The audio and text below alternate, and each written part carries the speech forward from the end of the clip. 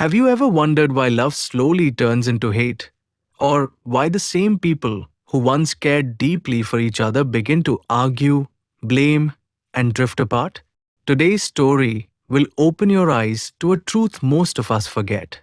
One day, a young disciple asked his master, Guruji, why do people who once loved each other so much end up fighting and breaking away? The master smiled gently and said, come with me, and you will find your answer. They visited a man who was filled with anger toward his wife. His face was hard, his voice heavy. He said, she is the biggest mistake of my life. She never understands me. She is rude, stubborn, and full of ego. The disciple listened and thought the man was right. But the master simply watched calmly. Then the master asked one question, just one. He said, tell me one good thing about your wife. The man fell silent. For a moment, anger tried to speak again. But slowly, memories began to return. His eyes softened and his voice trembled. He said, when my mother was sick, she cared for her like a daughter. When I fell ill, she stayed awake all night beside me. She works hard every single day for our family. She has always stood with me. As the man continued speaking, tears began to flow. The master smiled and said, you see, my son, where you choose to look determines what you will see. If you look for faults, you will find them everywhere because every human is imperfect. But if you look for goodness, you will find love. Relationships break not because love disappears, but because ego grows and gratitude fades.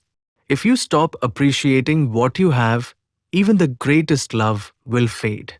The man understood. He returned home, apologized to his wife, and chose love over pride. The disciple thought deeply and asked, Master, what is the hardest thing to do in life? Without hesitation, the master said, to be alone, in complete silence.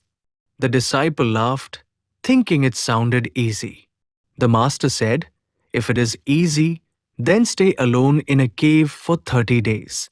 No talking, no distractions, just you and your mind. The disciple accepted confidently. But after only 3 days, he came running back, restless, uncomfortable, and afraid. He said, Master, I couldn't bear it. My thoughts were loud.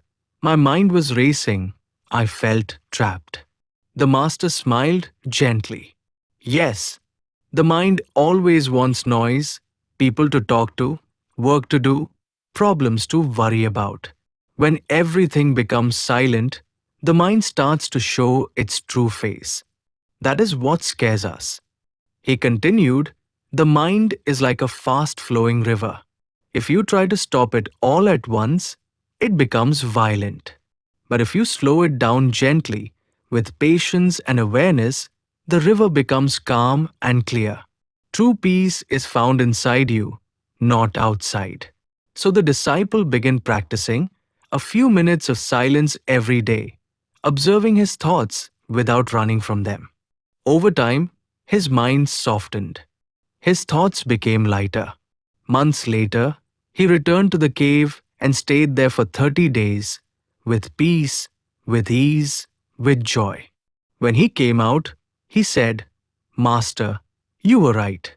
Solitude is not difficult. It is our original nature. Peace was inside me all along. The master smiled. When you stop fighting your mind, peace becomes effortless. Friends, remember these two deep lessons of life. Love grows when we choose to see the good. Peace begins when we stop running from ourselves. Life is short. Don't waste it in anger, ego, or noise. Choose appreciation over blame. Choose silence over chaos.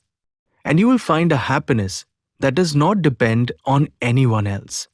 If this story touched your heart, make sure to like, share, and subscribe for more powerful life lessons.